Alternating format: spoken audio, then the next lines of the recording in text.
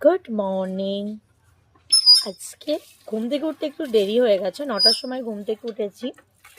উঠে ফ্রেশ হয়ে ব্রেকফাস্ট করে এখন বাইরে বসেছি রোদ্দুর পুইতে।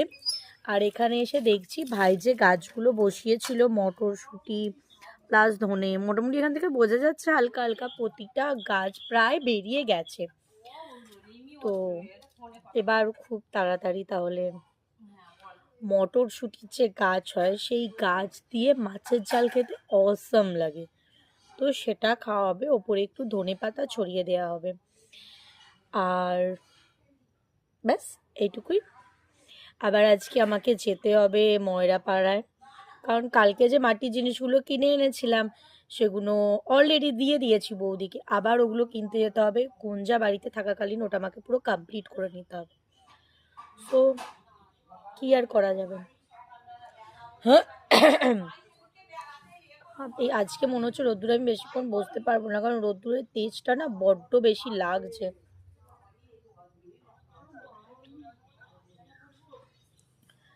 আরও একটু কিছু টুকিটাকি কাজ আছে।